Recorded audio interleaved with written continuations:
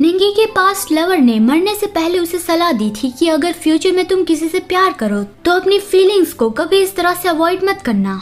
इसलिए जब निंगी को ये पता चला कि सुमो अभी हॉस्पिटल में है तो वो अपनी इम्पोर्टेंट मीटिंग छोड़ के भाग के यहाँ हॉस्पिटल में आ गया। इमरजेंसी रूम के बाहर तुरंत ही उसने डॉक्टर यिंग से पूछा कि आखिर उसे हुआ क्या है। डॉक्टर ने बताया कि उसे बस लो ब्लड शुगर हो गया है और वो बहुत ज्यादा थक गया है। मैंने जब उसकी मैनेजर से पूछा तो उसने बताया कि उसका शेड्यूल एकदम ही फुल रह रहा है। वो पिछले 36 घंटों से एक पल भी नहीं सोया और ऐसा भी लग रहा है कि वो आजकल अपने खाने पीने का अच्छे से ध्यान नहीं रख रहा है। वो डेफिनेटली खुद पे बहुत ज्यादा जोर दे रहा है। और निंगी, क्या तुम तो उसे प्रेशर नहीं दे रहे हो ना?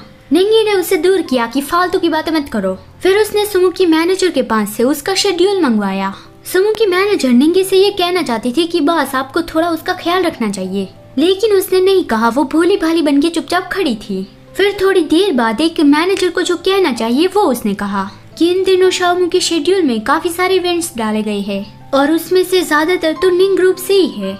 निंगी ने खुद ही सुमो का शेड्यूल इतना पैक करवा के अपने मुंह पे तमाचे मारने जैसा काम किया था। तो फिर अभी जब सुमो की हालत खराब हो गई है तो उसने ये पूरा शेड्यूल कैंसिल करवा दिया। फिर अगले सीन में जब सुमो को होश आया तब निंगी उसके पास ही बैठा था। वो उसे पानी पिलाने गया कि ये लो थोड़ा पानी पी लो, लेकिन सुमो ने पानी नहीं पिया। वो उससे नाराज हो गया। निंगी अपने और सुमो के बीच में दूरियां महसूस करने लगा। उसने सुमो को ब्लैंकेट से कवर किया कि तो फिर तुम थोड़ा आराम कर लो, अब मैं निकलता हूँ। उसके जाने के तुरंत बाद सुमो गुस्से से उठा कि सीरियसली ये आदमी तो एकदम ही बेवकूफ है, जरा सा भी प्यार नहीं दिखाना आता।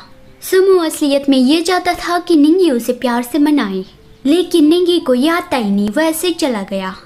फिर अगले दिन सुमो की मैनेजर ने निंगी को मैसेज किया कि प्रेसिडेंट निंग सुमो कुछ भी खाना खाने से मना कर रहा है। तो फिर निंगी उस बारे में कुछ सोचने लगा। यहाँ पे दूसरी ओर सुमो की मैनेजर उसके लिए खाना ले आई थी और उसे खाने के लिए कह रही थी कि शाओमू बस थोड़ा सा खा लो, हॉस्पिटल से बाहर निकलने के लिए तुम्हें इसकी जरूरत है। लेकिन सुमो मना कर रहा था कि मुझे नहीं खाना, मुझे भूख नहीं लगी। तभी निंगी ने मैनेजर से कहा कि तुम बाहर निकलो, मैं ये कर लूंगा।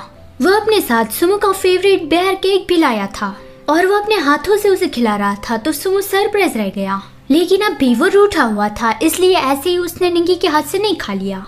निंगी ने फिर से सुमो का मुंह इस और किया और कहा कि बस एक बाइट ले लो और तुम्हें 1 हफ्ते की छुट्टी मिल जाएगी और तुम्हारी पगार भी कट नहीं होगी।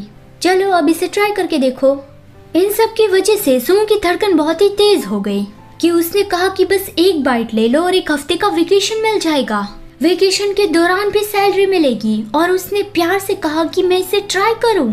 लगता है कि इसे ही रिच मैन का करिश्मा कहते हैं। तो सुमो इन सारी चीजों से अट्रैक्ट हो गया और उसके हाथ से केक खाने लगा। फिर सुमो को खाना खिलाने के बाद निंगी काम करने लगा था और सुमो उसे कुछ कहना चाहता था। निंगी ने सुमो को गुआनशुन के क्लोज होते देखा था, तो सुमो उसे ये कहना चाहता था कि वैसा कुछ भी नहीं था।